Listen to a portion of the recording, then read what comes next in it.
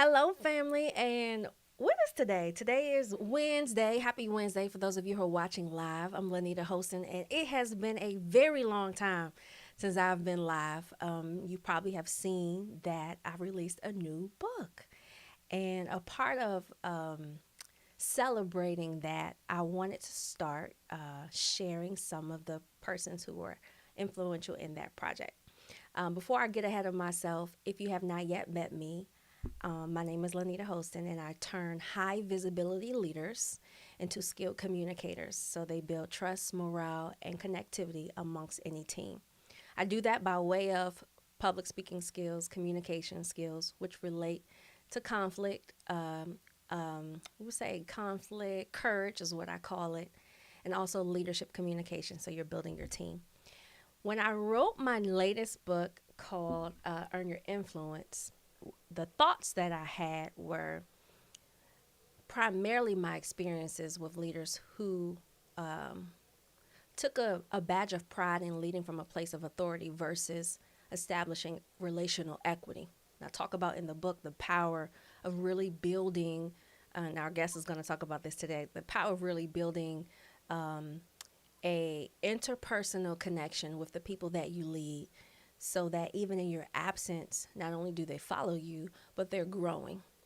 And this book was a bit of a stretch for me because I would say it's a holistic composition of building out a leadership path for a new leader. So usually you come to a new leader's emerging program, they talk about the layers of management, the laws behind it, the expectations, and also sometimes usually conflict resolution, how to manage that, how to provide feedback, and also presentation skills.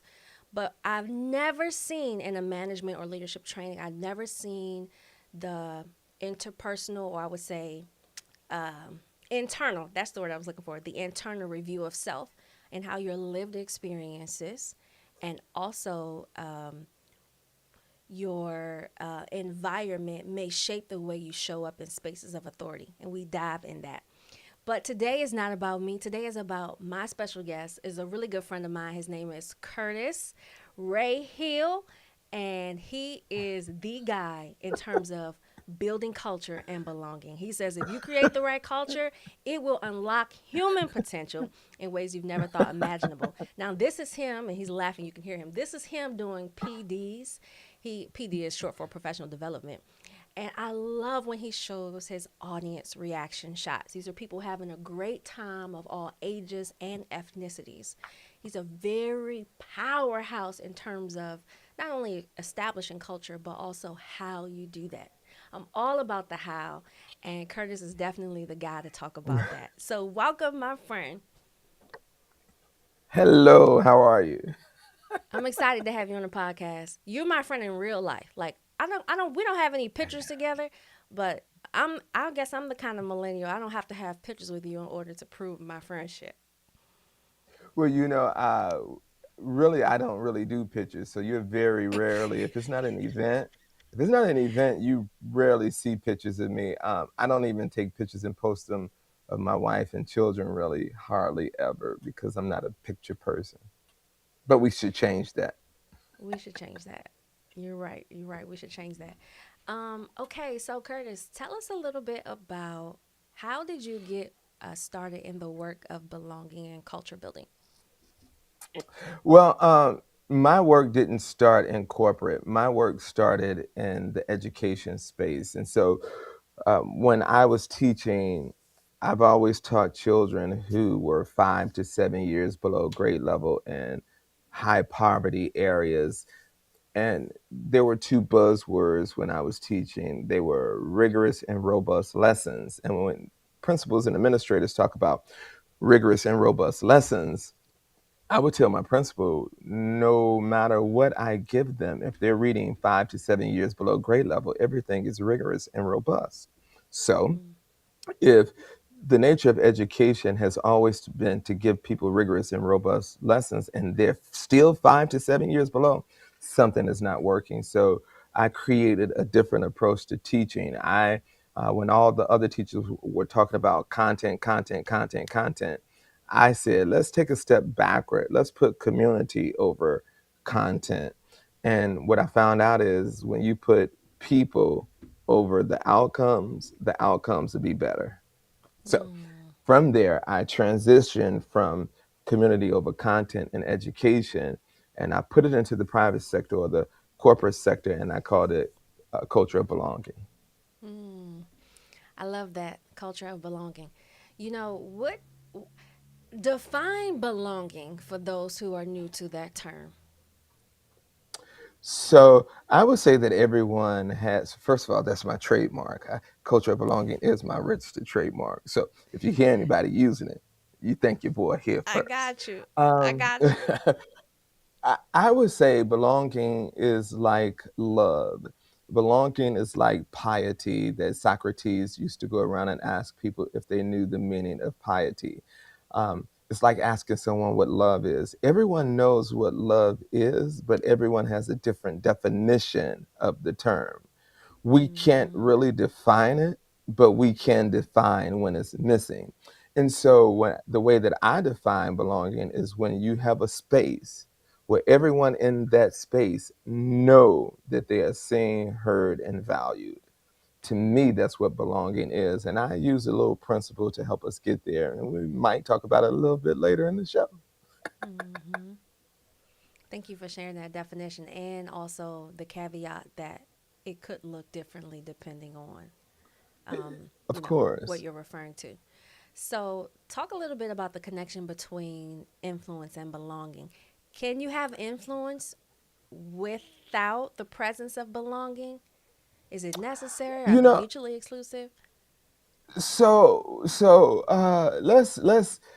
let's look at the terms isolated before we combine those two. When we think of influence, we think about the power or the ability to get people to do what you want them to do.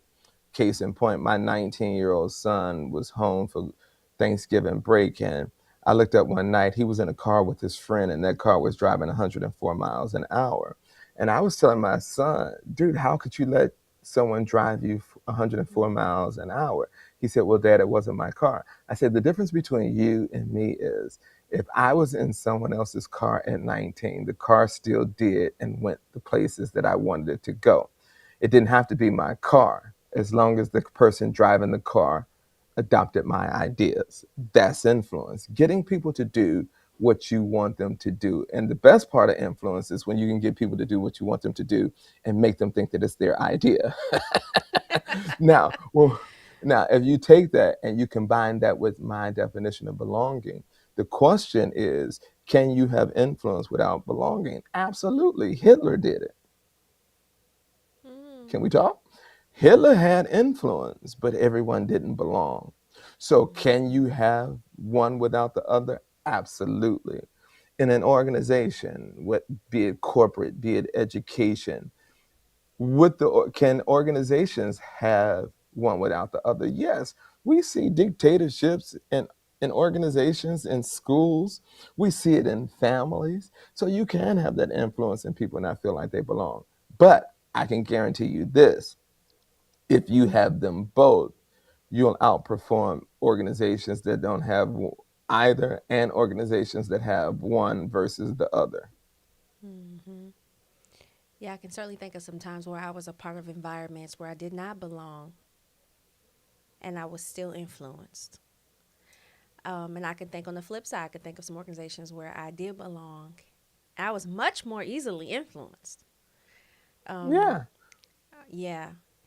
When I think of So, influence, I so, so think if I of. can, if Go ahead. if I can piggyback on that, if people do their research on me, I was an award-winning educator, and my children who were 5 and 7 years below grade level, after 6 months working with me, there was a 92% increase in their test scores. So they went from 41% meeting and exceeding the state test to 81% within 6 months. Now, here's the thing: when you have influence and people feel like they belong, my students didn't get good scores because they wanted good scores. No, my students got good scores because they didn't want to let me down.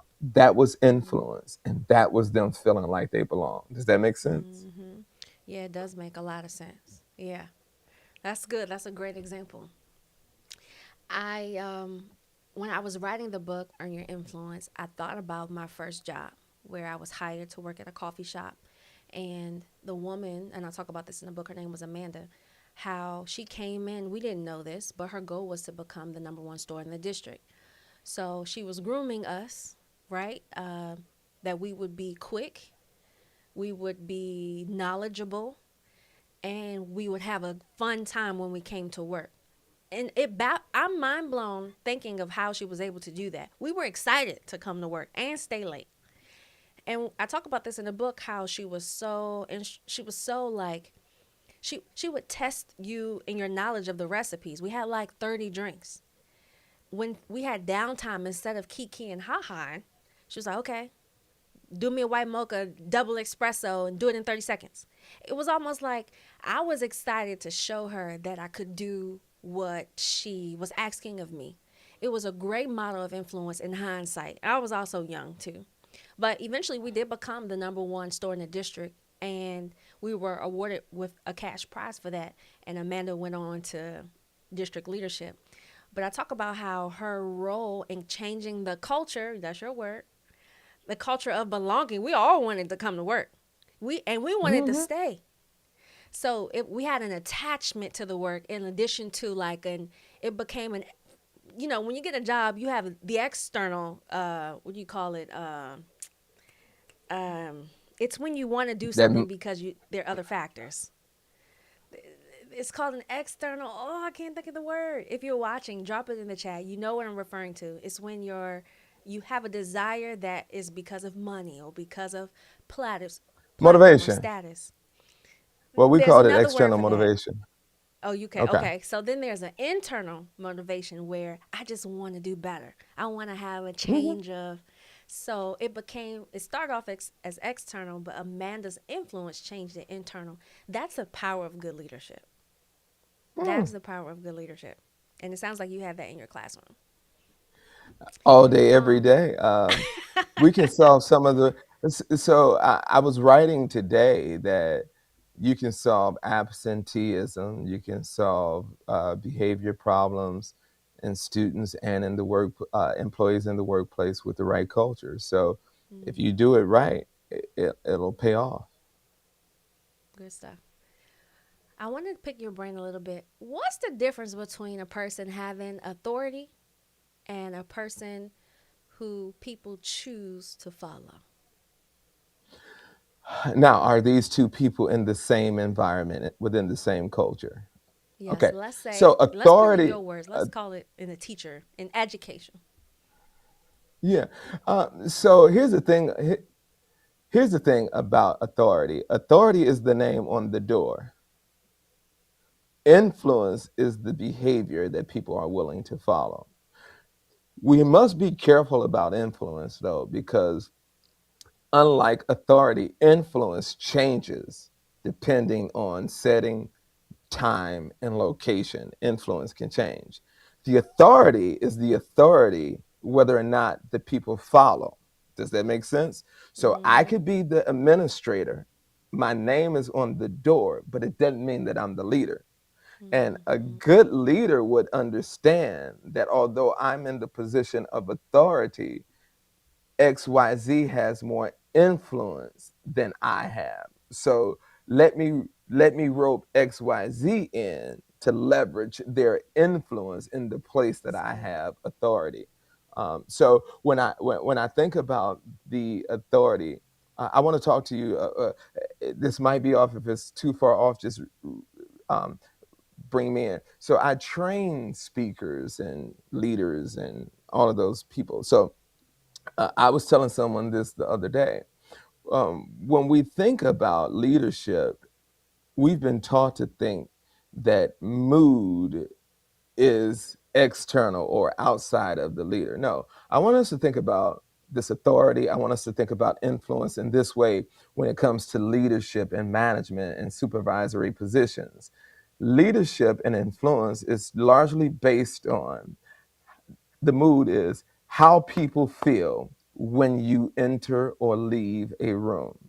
Okay. Now, when we think about that, look at it this way: a good leader can make a bad situation feel better. A bad leader can make a good situation feel bad.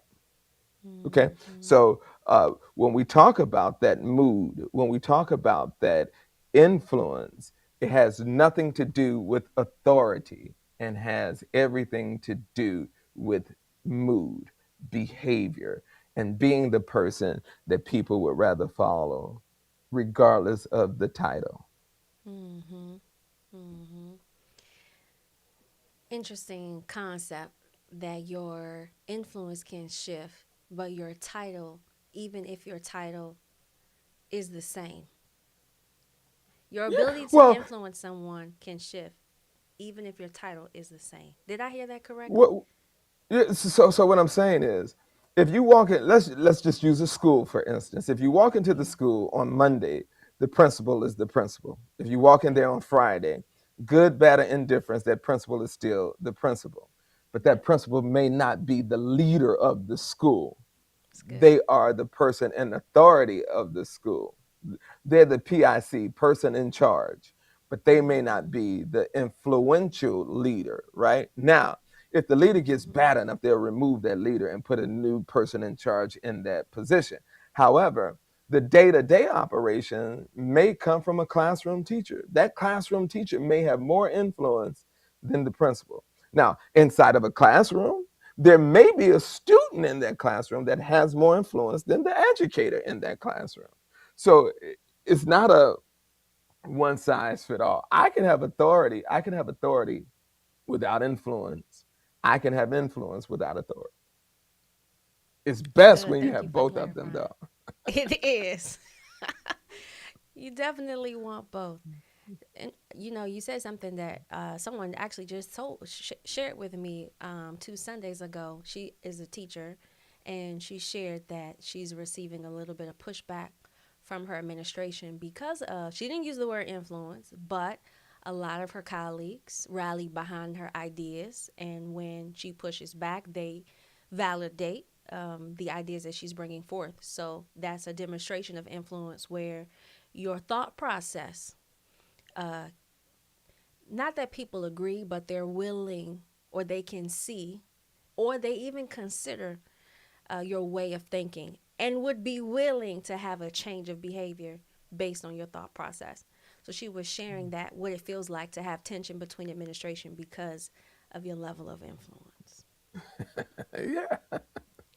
You're laughing because it sounds like you know about this all too Well, well. I've done it. I've seen it. Now, the only difference between your friend and me is I didn't care. Like, you know, um, Mm. so I discovered this when I was teaching, and I don't wish this on anyone. But when you're working in an environment when the leader has authority and no influence, your job is always in jeopardy. Okay, so the only thing they can hold over your head is your employment. But when a man or a woman is ready to quit, the fear of being fired is no longer a threat. That's the most dangerous person in any organization, Right. right? And so I was at the point where I didn't care if I got fired, but I knew they couldn't fire me because I had the highest results in the district, right? And so in education, just like in business and every place else, Mm-hmm. no one argues with results. No one. It's good. Aim for the results, people. This is what Curtis is saying. Aim for the results. The I talk about this outcomes, concept. outcomes. I talk about the concept of trust is built through relational rapport over time, and that is how you earn your influence. So there are two types of influence, right? You can have the form, and Curtis, you might not agree with this. There's influence with the intent to change people, and influence with an indirect intent to grow them. So, an influence to change someone, meaning your motive is to see the outcome of a change of behavior. So, how you show up, what you say, what you do, how you incentivize, right? And then there is influence to grow a person. Obviously, change can grow a person, but I feel like the difference between the two is this gives the person agency over their process. and it removes the ill motive. What do you think about that? Do you think that those two concepts could Wait. live? Which one gives the person agency? Influence to grow versus influence to change. Yeah, because let's think of it this way. I used to be a criminal, so Tell I them, Curtis, you I've got to give them more always specific than that. They may not, they may think you're joking. no, I used to be. I mean, look me up. You can Google me. I used to sell dope on the south side of Chicago. My brother and I were high profile drug dealers. In fact, if you look up Chicago's connection to catching El Chapo, they're going to have El Chapo. They're going to have two twins, Petey and Julian, and then they're going to have a guy by the name of Michael King. Michael King and I are brothers. We're not blood brothers. We grew up 45 years together and we lived with each other and everything. So I mean, I'm Googleable. But what I want to say is, when I was on the streets, I had influence. So when you talk about influence to change, change is not always good because we didn't influence people when we were on the streets to do good. I influenced you either to work for me, buy from me, or protect me. Those were the things that I influenced people to do. And Mm, so when you look at it, change is not always good. Someone said it this way. Someone said, all all progress is change, but not all change is progress, right? And mm-hmm. so when you look at it that way, not all change is good. But when you're growing, but I still the only thing that I would push back with you on is the you the intent to change versus the what is the other one to grow? What is the The word you intent put in to front of grow. grow? The intent. Okay, good. Yeah. So the intent to grow has to be there. I would agree with those two terms. I would agree with the way that you laid those two terms out. And I would agree that leaders have to choose one. You can't have them both. You have to choose one. And if you don't choose one, someone will choose for you. Mm. All right. Well, Curtis has said it. I also believe that one of them is going to take more time and patience than the other. Um, I disagree. Now, that I would disagree with Disagree? Giving someone because agency? no. You said you didn't say give them agency. You said one will take more time than the other.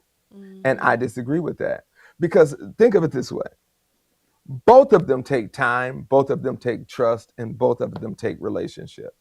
True. They I mean, let's call it what it is. Even True. if you're influencing someone to do wrong, they got to trust you in order to do wrong. If I convince you to rob this bank and nothing's going to happen if we rob the bank, you got to trust me enough to go rob the bank with me, right?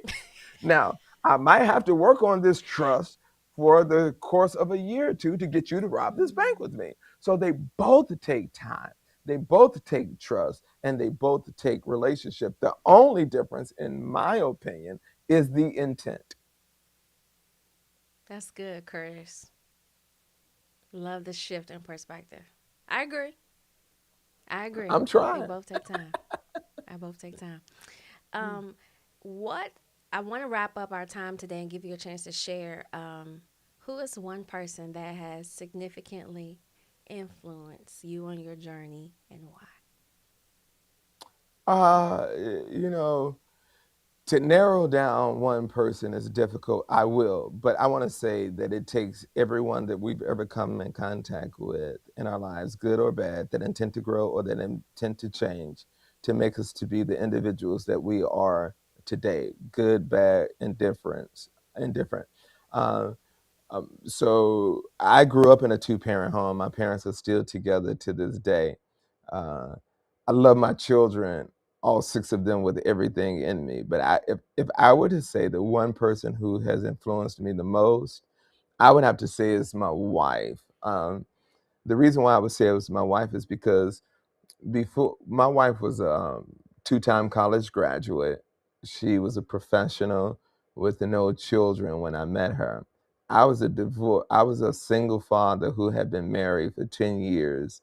Um, and my ex-wife, walked out on the children and me. And so this lady just took us in at that time. You know, I knew how to hustle because I was a hustler. I've been a hustler all my life, but I had no college degree. I didn't even think school was important or anything like that. And somehow, some way, her intent to grow me. See your word right there? Her intent to grow me told me Ooh, that I needed to do something for my children, something that my children would recognize, honor, and value in the future. It's one thing to tell them to get a good education. It's another thing to see them, to let them see you walk across the stage. So I thought about that. And you have to think when I was in school, um, as a student, as a child, I barely graduated high school with a 1.6 grade point average. So I didn't think that I was smart, but she saw something in me that I didn't even see in myself. And quite frankly, she saw something in me that teachers, professionals didn't see in me over the course of a 13-year career when you count kindergarten through 12th grade. And so she encouraged me to go back to school. I went back to school and I got one degree. Went back to school, got another degree. Went back to school, got another degree. Went back to school and got another degree. All wow. because she had this influence over me. I tell people this all the time. My father came out and heard me speak one time, and when they introduced me as Dr. Hill. And he said, Curtis, there's somebody in here with the same name as you, but they're a doctor.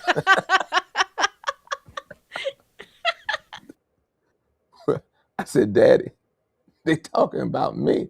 He said, you a doctor? I said, you see them letters behind my name? That's what it means. I never talk about it. It don't mean that much to me.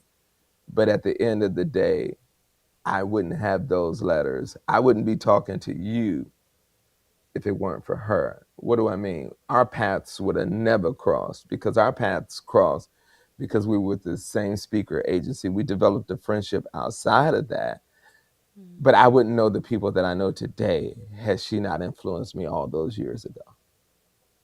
Well, we thank God for wifey. Mm. That's The my man that friend. find a good thing. The man that finds a wife find a good thing. That's what they say. That's what they say. Well, but here's the scripture that they don't talk about. The Lord give it, but the wife taketh it away. She's supposed to, As you can tell, Curtis has such a sense of humor.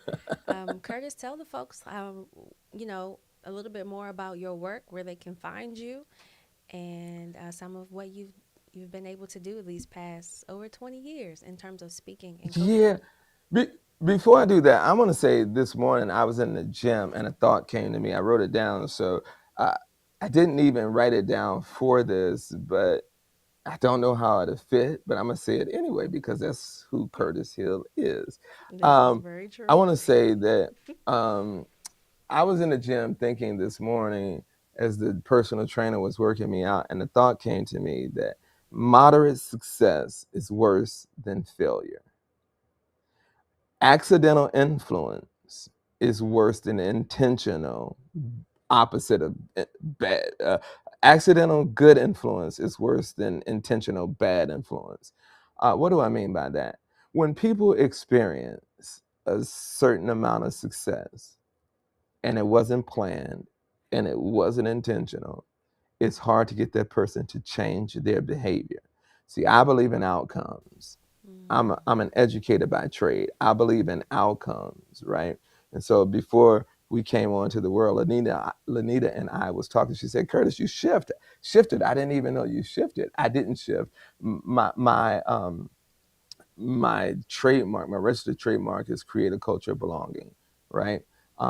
But if you look at my taglines on all of the stuff that I'm putting out in 2026, it talks about human-centered leadership, and it sounds like a shift, but it's not. I've always dealt with this. I just didn't put it on the forefront.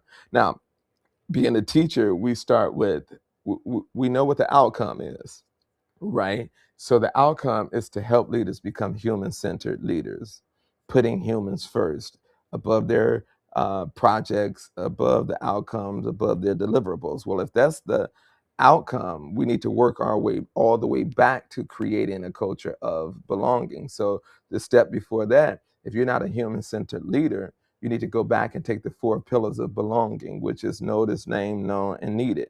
You got to notice everyone on your team.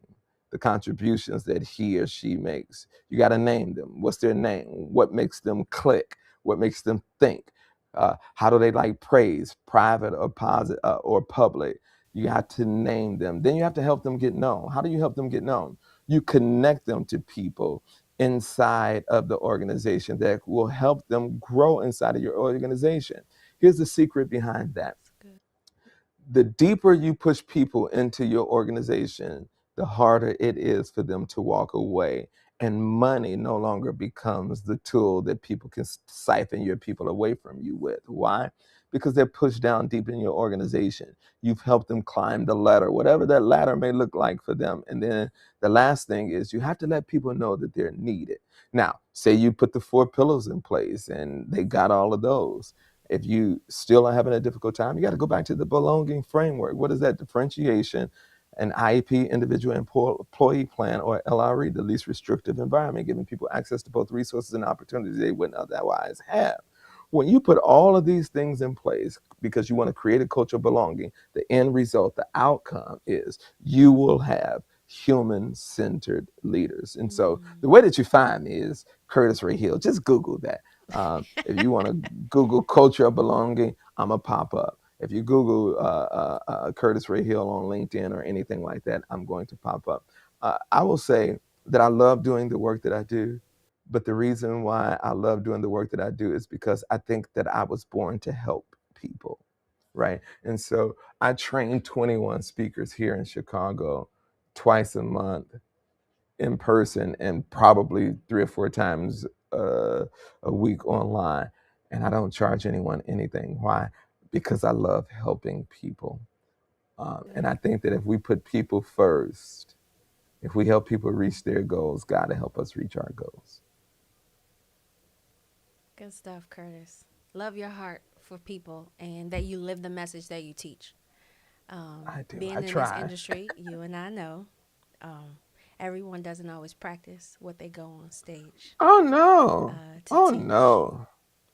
and they Oh don't no, they live that. don't.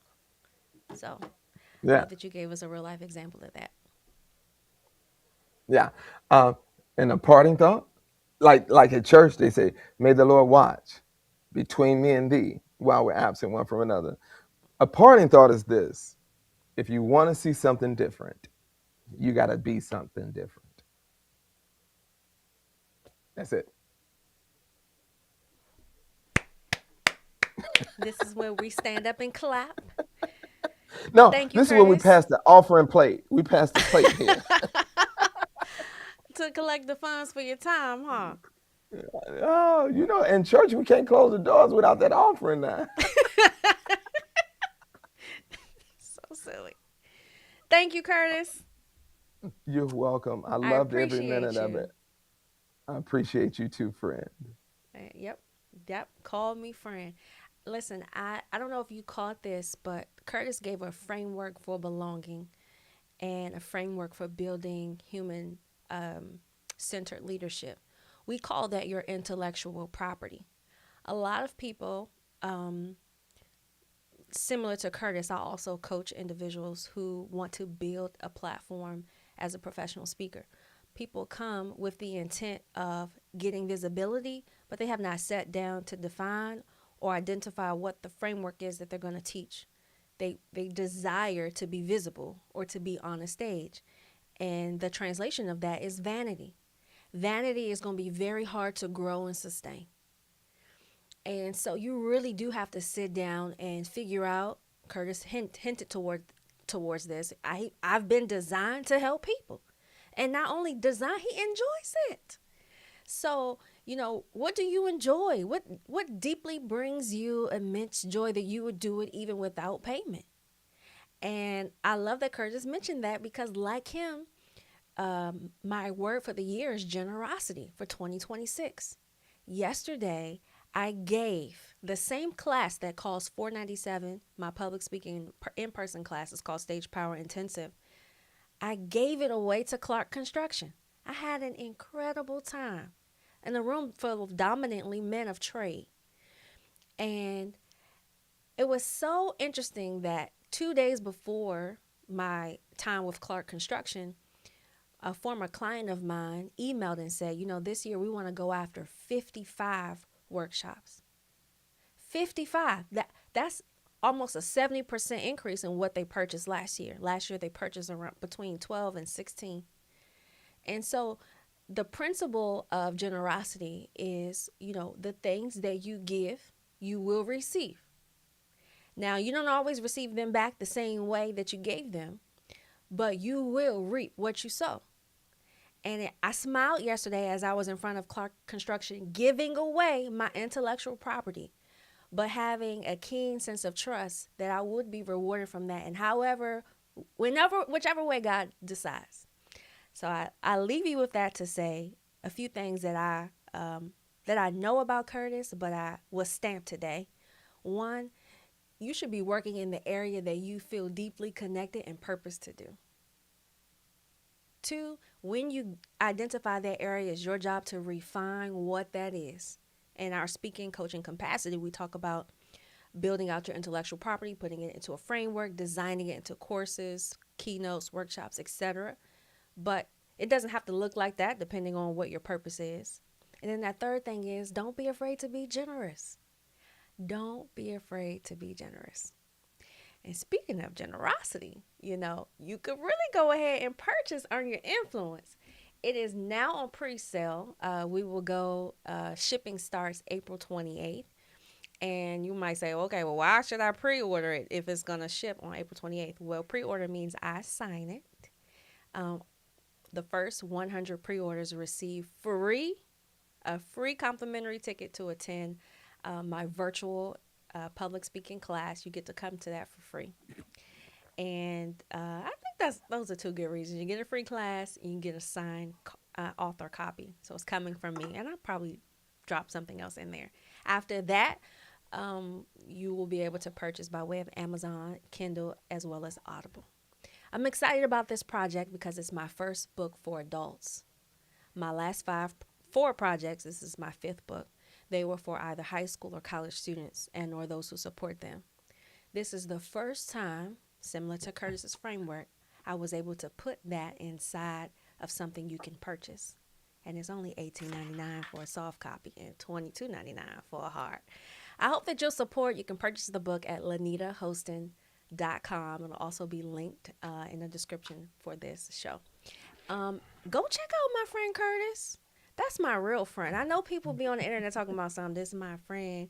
We know each other. No, that's my friend. That's my friend. Check out Curtis's work if you're looking for a keynote speaker, especially if you run a team, if you lead an organization, if you're attached to HR, you desire stronger unity, connectivity, and productivity, and you want to boost morale, Curtis is your guy. Thank you for tuning in. If you're watching the replay, tell us what you learned in the comments. All right, see you till next time.